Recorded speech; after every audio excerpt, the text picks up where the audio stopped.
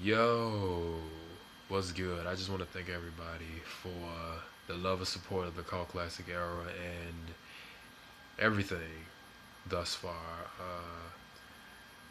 The singles, Misfits, and Stings out now. What I'm going to do is I'm going to break down the album and the movie's content a little bit.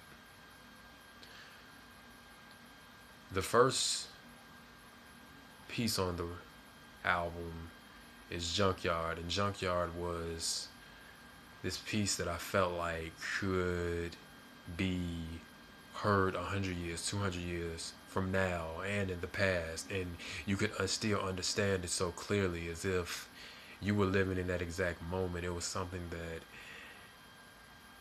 I felt was timeless. I feel like it was really a timeless piece of work, and so I carried it on and called classic, and it became the intro. Before it, you saw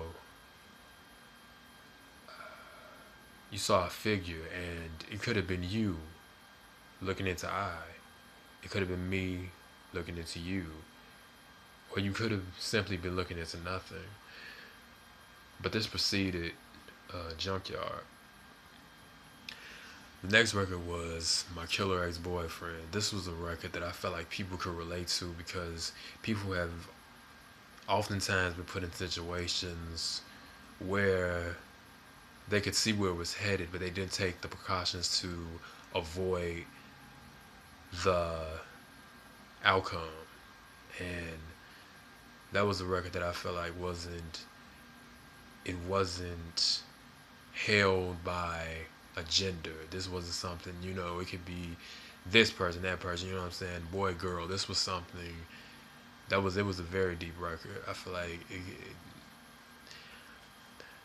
the next record was Go to Town, and I feel like many people have felt like this in the past. I feel like many people have felt like they've been hurt and they've had somebody taken away from them, and they wanted to seek revenge. And that record was about seeking revenge and doing what felt right, even if it wasn't the right thing to do. And sometimes depending on the circumstances, it may be the right thing to do. But don't let me tell you that. The next record was Blood on My Sneakers. This was a joint that you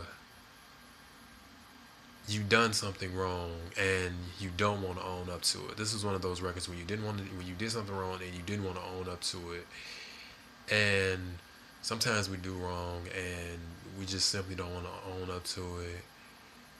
And then you finally just get yourself in some shit you just can't get yourself out of. And it's a very um, straightforward record.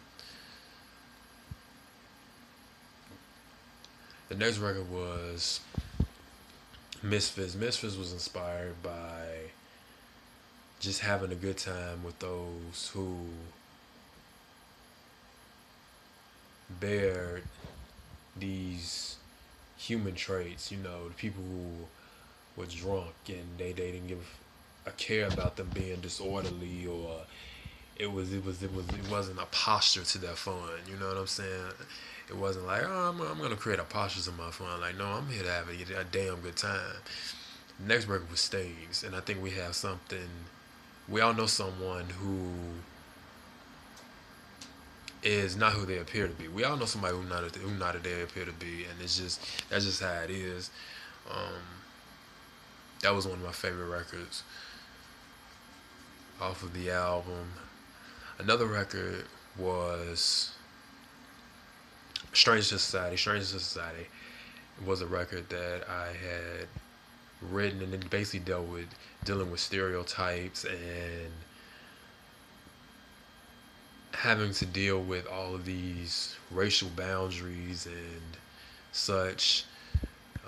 Another one of my favorites. The Range Can Be Arranged. I think it's pretty self-explanatory from the visual aspect to the song. It's a twist. You know what I'm saying? You think you got to figure it out and you don't. Lastly is Why Saber. Why Saber is about one not being able to conquer their rage, and the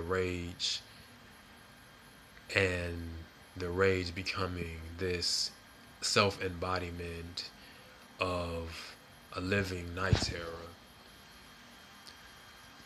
So hope that shedded a little bit of light um, about the project. And thanks again, you know what I'm saying, for all the love and support of Cult Classic.